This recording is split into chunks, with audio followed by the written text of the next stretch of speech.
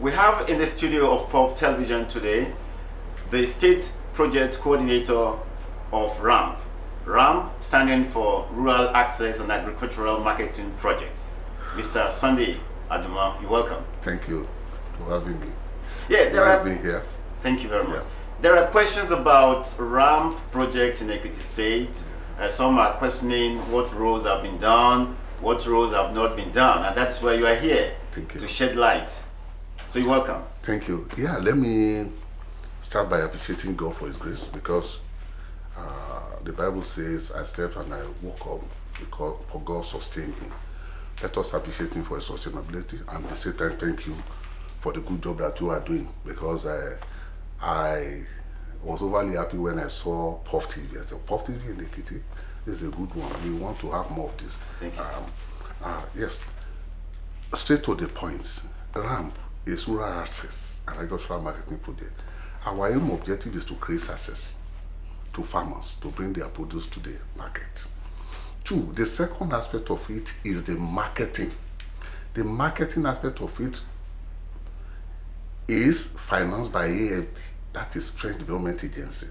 Because I listened to my brother when he came, that this project is being financed by World Bank and French Development Agency. It wasn't so. World Bank is financing creating assets, that is the assets. But because we used to have RAAMP 1, RAAMP 2, that is Rural Access Mobility, before it migrated to Rural Access and Agricultural Marketing. It did not participate in RAAMP 1, nor RAAMP 2. We came in on RAAMP 3. Unfortunately, we missed out in the agricultural marketing that French Government Agency is financing. Though the project is called RAAMP, that is Agricultural Marketing Project, we are still believing if they come up with additional funding for us to at least intervene in our markets. We've done our surveys on markets, because all the markets in Ekiti were indeed visited, for us to know where we are, what we need to do to make the market better for our market women and market men.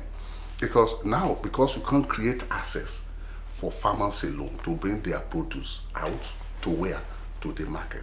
Because what brought the idea of creating this access is that, you see, for our farmers, you see, they will tell you in Okeako, Iyemero, go to or Abauri Okuta, year in and out, farmers will farm, their product will perish there.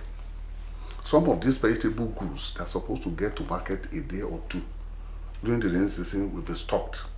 So, and this thing has been on and on. That's why I said we have RAAMP 1 and RAAMP 2. Fortunately, Ekiti put in we submitted a letter of interest to be part of RAAMP 3. It came late, but as God will have it, through divine arrangement and every other thing, with the resilience of the former governor and the current governor, because it was the secretary who wrote the letter then, we were listed, and in I think October 2022, finally we got the final clearance to participate in RAAMP. So in RAAMP 3. RAAMP 3. So our preparation, one of the preparation criteria set for us then was to have some demonstration rules. Let's say if we accommodate you, how are you going to execute this project? And that was what led us to pilot roads. That was identified, 6 of them. We have Uduru Aroto, we have Gotwalagbede, we have Kajola, we have Orisumbari, we have Kusomalate to Ipole. Selected roads. It was done to a reasonable level, but not completed. They came, they saw it, they said yes, that they are satisfied. And it was on that particular basis that Ekiti was the first state, because of the decision of our road. We visited most of our farm roads, that they then TTL, who led the bank's team to Ekiti, said Ekiti has no access road. That is, they have no rural roads. Because if you look at the classification of roads, we have 4 of them, more or less 5. We have Tronke and Tronkev. Tronke is a federal roads. Tronkev are state roads road constructed by the state. But the federal government, maybe because of its connectivity, the federal government came and took it up to upgrade it to a trunk A. How do I mean? Any road that is connecting states, they are being classified as trunk A road. Because a road that is connecting one state to another is trunk A. Trunk B are these state roads. That is the state that belongs to the state government. Trunk C are urban roads, cul-de-sac, assets, all these street roads. They are trunk C. They belong to local government. Trunk D, those are the farmstead roads, all these footpaths leading to the farm, but that needs expansion to make it motorable. And initially, that is why we have all this, what we call, yesteryears, we call them Fadama. And all these, they will come then, just do a pathway. No drainages, no hydraulic structure. The highest you can see, with the highest we notice them, is all this covered. It may be 60 by 60 maximum bus covered for them to have access to all those roads. And the least they will do there is just to grade it, nothing more. But this time around, they've scaled it up that no, you don't grade those roads, because by the time you do it, after 3 or 4 years, the whole thing is gone. And they are looking at the weather, looking at the climate change, because the way things are changing, now you can see the weather now. What used to be the proper rainy season years back is now more or less a dry season. So how do you build a resilience infrastructure, or infrastructure for resilience? So combine everything together, we have to go to the field and do our proper enumeration. The list of roads were identified, proper video recordings were done, RAAMP, PAPs, and everything, because we must not take the means of livelihood of farmers from them without compensating them adequately. The bank will not do that. Though it is a project being financed by World Bank, federal government, and Ekiti State government. So not just a federal World Bank and AFD, no. So that is the preparation for RAAMP. When those roads were identified, we look at those ones that has economic trees that we need to prepare the RAAMP, the ESMP. These are processes, because we must know, one, that during the preparation of your ESMP, you must identify the environmental challenges on those roads. When all those things were done till last year, the first set of our road was awarded last year. July precisely, this time last year. But the contractors moved to site in September. And those are identified 7 roads that was done, 7 lots rather, 13 roads. That is the likes of Igigiri, Gimakogo, the likes of Uminchanjana to Keaso, the likes of Oyeare, Ilupeju Igwegan, FMS Okeako. We have Erimo Pe Kusuirare, Iyolopo Meji. We have with Afara. So we have all those ones that were awarded. They are all rural areas because it's low volume road. The design is quite different from what you used to have in the state or at the federal level. We consider it as a lot less traffic roads. That only those roads that will be those trucks that will be going to farm, bringing things from the farm to the market. It's not everyday road. So the traffic there will be limited. So along the line, we have another, because we scale it. The target then, it was here. I said something about TTL then, and now I remember, Mr. Fahad, who came and met with SSG, who is now the governor.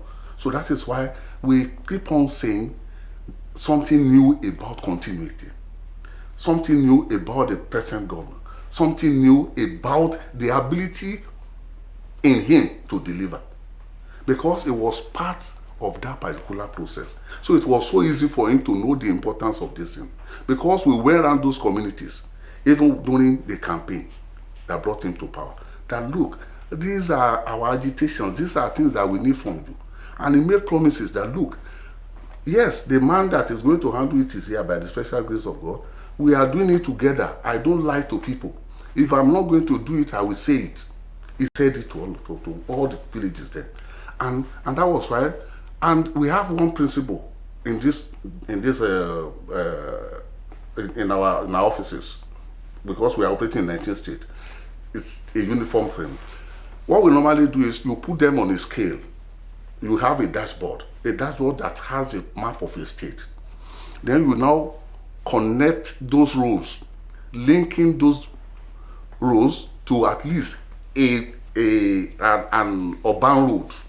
You don't just build a road inside the bush. There must be a connectivity between the state road or township road or a street road to that farm. You will put it on the map. They will assess it at the national office. We are not the only one working on it. The national office will assess it on your map. Then they will give you a go-ahead. They will send their representative to come and visit it. Is it true? Give them the name, the coordinate is there. The beginning of that road till the end. We will do a baseline video. We will do a video of the road, the way it is, and when it is done. And when it is ongoing, we will do everything.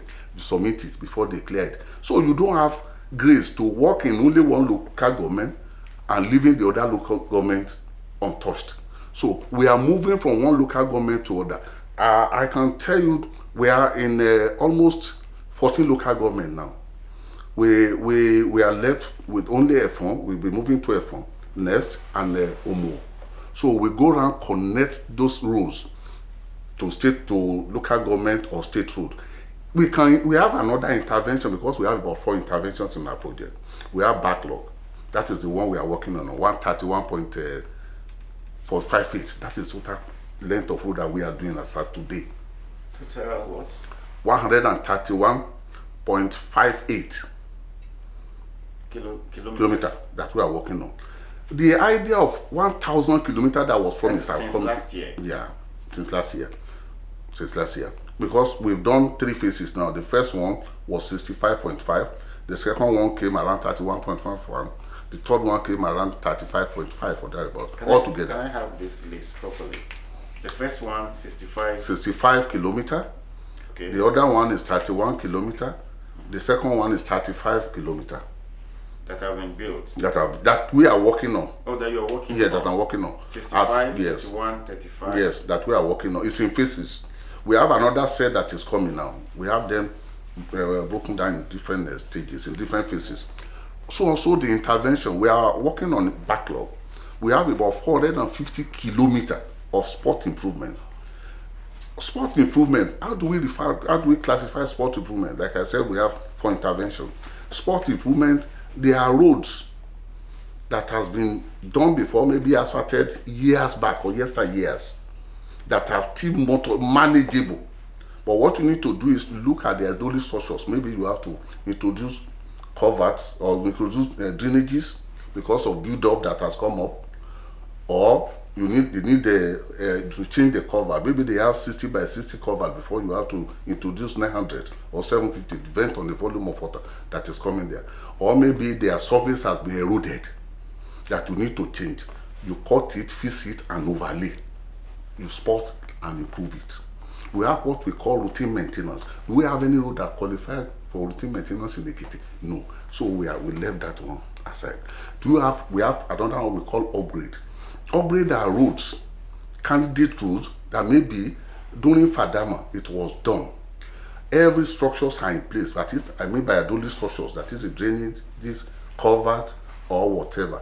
And you look at the base or the sub-base. Maybe the sub-base is weak or the base is weak. Mind you, if you are building a road, there are some things that you need to note.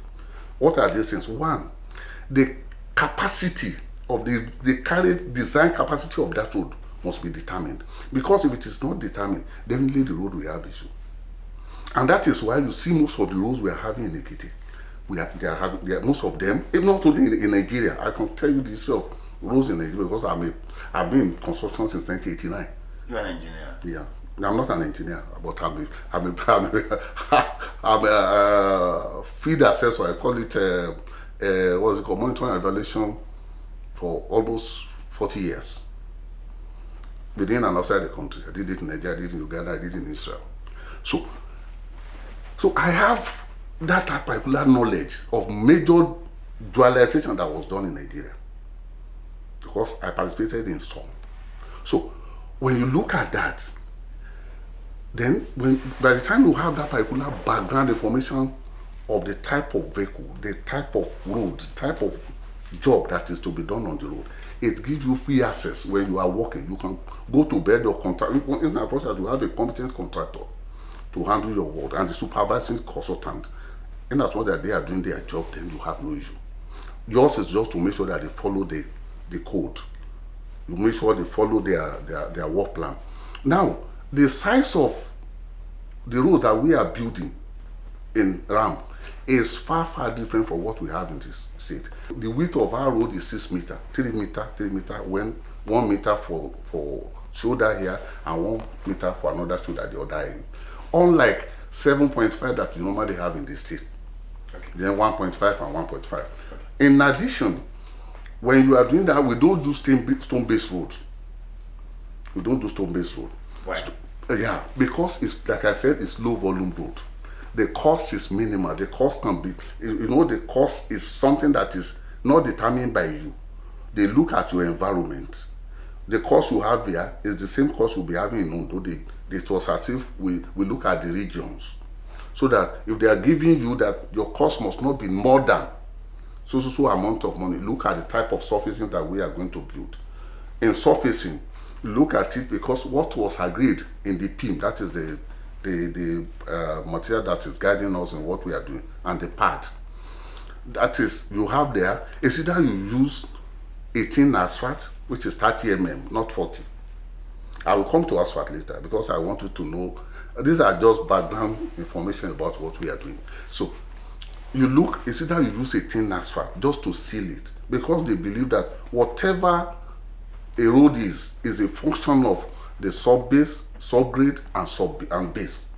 Because if those things, if you use the right material, let me cite an example of years back in 1970s. They don't do stone base, they don't do asphalt. What we do is surface dressing. Like Ifaki Omo, that was done in 1977 to 1978 by Batoleti. Then, what do they do? It was the same thing as subgrade, sub-base and base, laterite, and they put 2 coat shipping on it. But the problem we are having with that type of shipping these days is because of the quality of material, quality of bitumen. For instance, there is no S125 again. They can't, no original S125 in Nigeria again. You can't have tar coat that is original in Nigeria again because your system is polluted.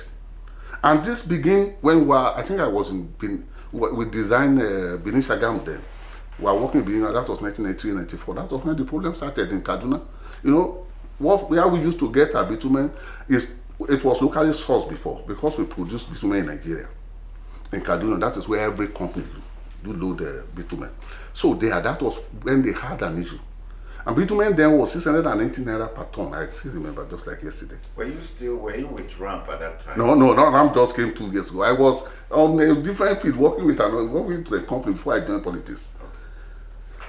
So I was there. So the moment that pipe broke down, that refinery broke down, that was the beginning of Nigerian problem. And that was what led to the importation. Only 5 companies import bitumen to Nigeria. And the optical, the buyers here, what do? They look for alternative. They want to make money. How are they doing it? They will buy 2 trucks of 60-70 and mix it with 80-100. Whereas 60-70 is good for asphalt. 80-100 is not good. But no one knows what they need. What they need is black road. They've asphalted that place. How durable is that particular asphalt? Nobody cares. So that was the beginning of our wahala, and that is why the ministry, even the bank, said that they are not going to entertain a surface dressing anymore. And there is what they brought another one, which is Otterseal. Otterseal was introduced in Norway. It was Norwegian idea. They have what we call that is done like a bitumen, prepared bitumen in a sack. So when you expose it, it's cold asphalt. You lay it, but it's not good for our soil here, particularly in Ekiti. It's not good because it's too cold. It's just like a sand asphalt. When you lay a sand asphalt on in Nigeria here, because that cannot withstand our weather here, then before you know it, we see cracks on our roads. So it's not too good. So divination of asphalt. We used to have problem with some of our contractors. Some of them don't even, with no man, they know that they are around, they won't come. They won't walk, they won't come and walk in. They will say, that man is still in Ekiti, they won't come to Ekiti. Because I will tell you what Ekiti is in need of. And that was what happened when we were constructing New Road. Because I remembered, I turned back, when I walk in there, I turned back about, I think 10 trailers of asphalt produced from that, brought by a company. Good. To be laid on that road. People of the fountain,